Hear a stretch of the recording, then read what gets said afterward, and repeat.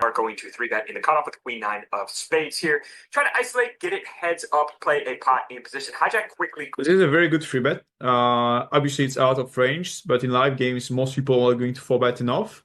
And what happens in theory is if you play against someone who is not 4-betting enough and 4-bets too tight, this is a mandatory 3-bet. And actually, the solver, so if we use Monker solver for the pre-flop part, is always going to choose this size of 3-bet. I can even tell you, I can give you a sample size of the range when people don't 4-bet enough.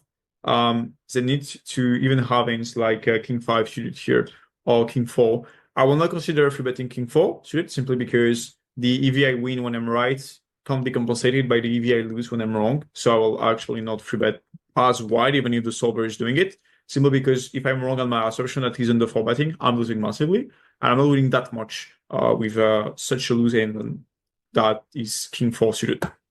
Calls, entire range small here, heads up in a 3-bet pot in position. He calls quickly. Turn is now a 7 of. But on the flop, it's complete start here. I will tend to size up a little bit because when I bet 1/3, I think I will get raised a little bit more.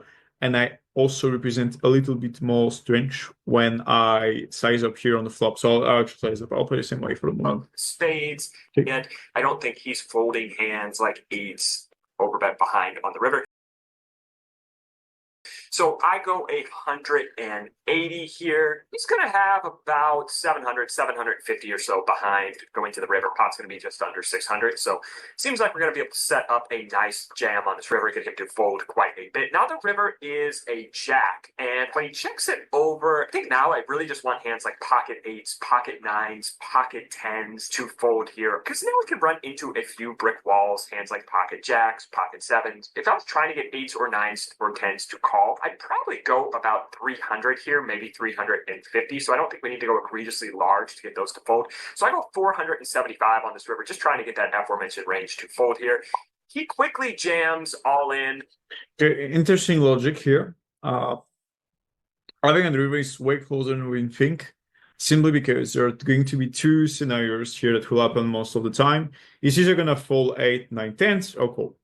If he has 6s, 7s, 5, 4, he's going to jam if you don't go in and call if you go in. I don't think he has any ace jack, so basically we're going to get called by jack, 7, 6s, 5, 4, which in total, if they're weighted at 100% to the range, represents 13 combos. That's a lot, and we target 8, 9, 10s, which are 15 combos. The reason why I'm not bluffing with queen 9 in these spots is simply because if my opponent is calling, let's say, pocket 8 on the turn and calling it on the river because he perceives me as aggressive, he's folding absolutely nothing. And yeah, he might have also hands like 5, 6, that's true, or even hands like ace 5 maybe. But I assume that when he has too much and all the time in his range will be there pocket 8, and pocket 8, pocket 9, pocket 10s will always be there in his range. If he starts not folding them and calling everything, my bet is absolutely terrible in EV. I lose around, if I bet 500, I lose around 500. And if he starts folding pocket 8, pocket 10s, and pocket 9s, I'm actually not winning that much in the spots, simply because he's always going to arrive with hands that are going to call me all the time. So the way the EV discrepancy here is not extremely your favor, simply because there are not enough scenarios where you are going to win like massively all the pot, and it can't compensate the EV loss you have when he's calling all the time pocket 8, pocket 9, pocket 10. So I don't think it's a good bluff, and I will actually anticipate that on the turn, and I will play differently the turn. The way I will play the turn here is actually quite simple, and it's next what I'm doing all the time. Because so I remember I played the N in Asia. It was $80, $160, so like NL 16K. And I play a hand where on the turn, I actually size up and I jammed the river. He snap call, he had nuts. And I thought a lot about this hand, a bit tilted to lose. And I actually understand that the best was actually to size down, simply because when you start betting smaller in the spots, let's say you bet 15% pots, okay? What's going to happen is he's going to often raise hands like 5-4 and raise the full houses region, or he's going to either call and lead after, okay? And he's going to call the weak region, and after he's going to fold it against the river bet. And so the difference between my line with the smaller size I will use and the Marc lines is that in my lines, he has more raise with the noted region, and he can even raise ends like pocket tens or pocket nines, but I don't mind if he's doing this because I know I will focus myself towards ends like pocket 5, pocket 4, pocket 8, pocket 9, etc.